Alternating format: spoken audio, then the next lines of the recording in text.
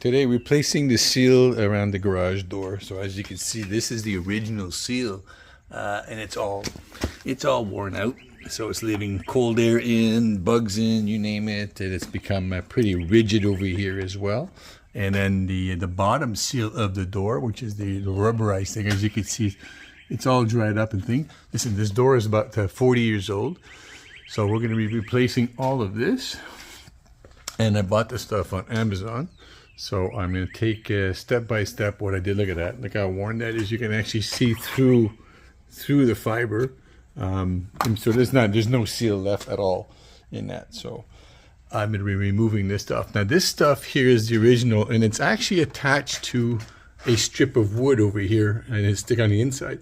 They don't do this anymore. The new stuff is actually a strip. You'll see it. It'll come all the way down, and it's sort of glued with a double-sided tape, and then you screw it at certain intervals to keep it synced. So I'm going to show you what I bought from Amazon. So this is the stuff I bought from Amazon. So this is the bottom seal. So that replaces the stuff that's in behind the door. It's like in a channel. So all you have to do is, you see the channel right there? And there's a channel right there. So you just have to slip it in the first one and then slide it all the way down. After you've cleaned it up, of course, and all that. And then for the seal around the door, this is the stuff right here. It comes with the screws. And you can see the double-sided tape over here. And this is very flexible. You can cut that with a utility knife or shears or whatever. So I'm going to start, first of all, by removing the original seal around the door. To do that, simple tool. I'm just going to use a small, very thin crowbar. One of these, little hammer, and I got a little chisel just so I can get in deeper and push that thing. It should come off fairly easily. Okay, originally I was going to go in here with a crowbar and remove this thing, but I see that it goes in a little deeper into here. So all I'm doing is I went all along the edges here, and as you can see, there's a seal. And I'm just gonna be removing that seal complete like this. And then I come through with the knife again just to clean it up.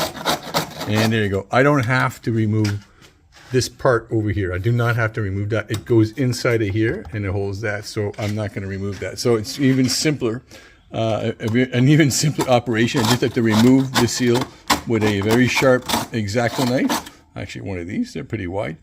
And that's it. So I'll do the rest of the the door frame, and then I'll go on with the installation of the strip.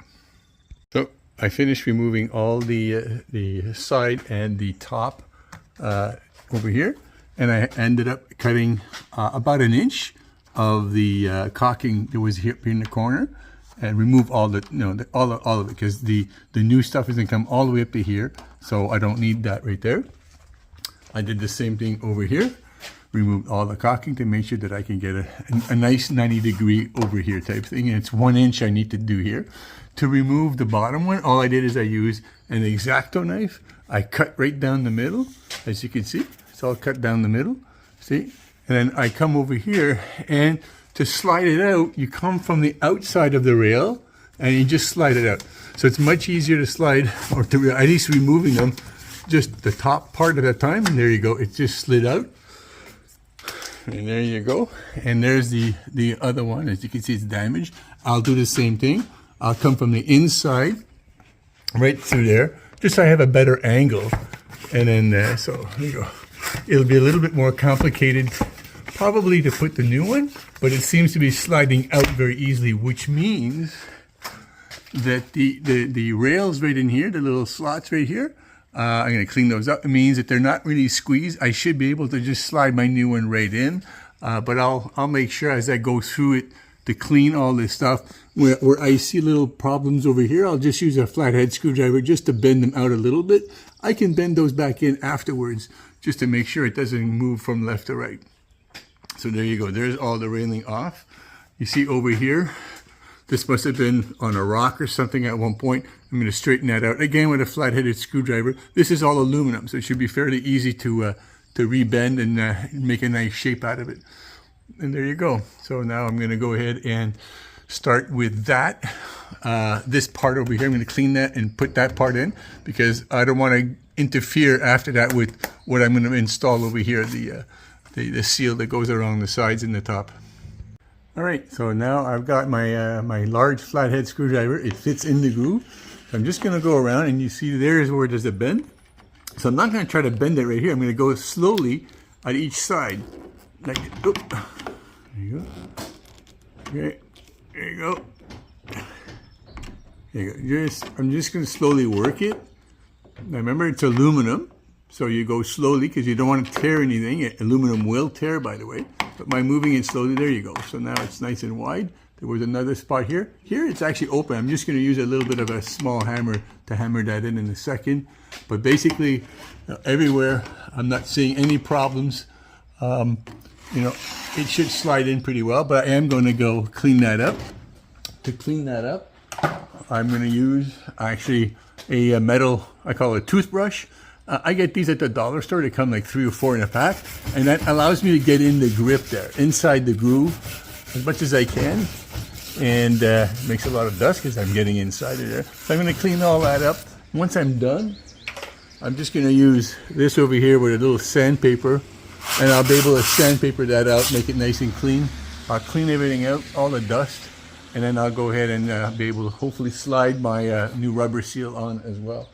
To re-hammer this in over here, there you go. I just use a small bodywork hammer. There you go. Over here. There you go. So I'm just straightening that out, making sure that there's nothing that's going to stop the new rubber seal from sliding in properly. All right, so the top seal is on. As you can see, at the end I did have, when there was about 6 inches left at the other end, I did use a pair of pliers and came in through the back here just to pull it, and then I was able to use an X-Acto knife just to trim the edges on both sides, so as it comes down, it doesn't hit any of the frames and all that. So it sticks out about, oh, I would say ½ an inch on each side, but it does not interfere with any of the operation. And then I lowered the door. Now, for those of you that have an electric door opener, there is an adjustment because sometimes maybe the door comes down, and because this is a little stiffer, it senses maybe there's something like a child or something, so the door goes back up. In my case, I didn't have to do that, but there are some adjustments on your electric door opener to test the sensitivity when it comes down, for it to stop when you want it to stop, and so on and so forth. Okay, so I did the top. As you can see, I ended up putting extra screws about over here at each end, about 1 inch, and then after that about 1 foot on each one. I will go get some screw caps. Those are caps that actually you fit into the screw before, and then you close it and it's all white. So I'll be able to unscrew these and then put the caps on. So just to make it look nicer rather than see these screws. I had expected them to put in some white screws, but no, they didn't. So there it is right there. In my case, it's an aluminum frame that I have all around. So there you go. So all the installation is done, and it was fairly easy. It would have been easy maybe with 2 people because it is raining today, so I didn't want to have to cut my stuff on the ground. It's all wet, so I ended up using my table over here. But there you go. So I'm very pleased with it. It goes up and down nice and easy, and there you go. So like I said, I'm going to get some white caps, and I will go get some caulking and add some caulking at the bottom over there.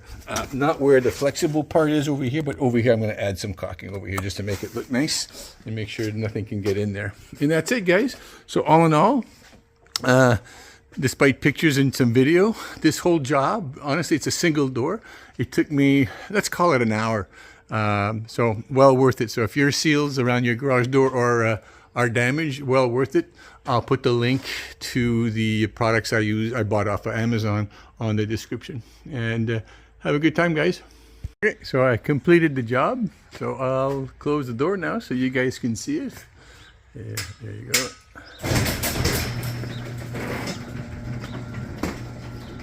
Don't mind the dirtiness of the door. I will be cleaning it. But you see the corners there? They're going to come together. There you go. So completely sealed. As you can see those screws I was talking about. So I'm just going to go get, when I get to the hardware store at one point, some they call screw caps. And the screw caps are pretty good because they're actually a little bigger diameter than the screw itself. So it'll give actually a better seat, and I'll be able to put the cap on, and then the screws will be white on white instead of these things. Although, had I not said anything, my wife probably would not have noticed, but I told her. So there you go. So it all works really, really well. Let me just open it so you'll see that. There you go. So everything's working fine. And that's it, guys.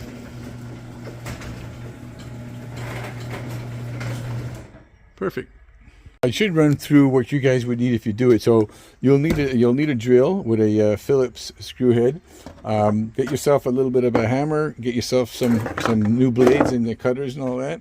The Windex. I use the Windex to clean the surface of the siding where you're going to actually stick it on, so it's nice and clean.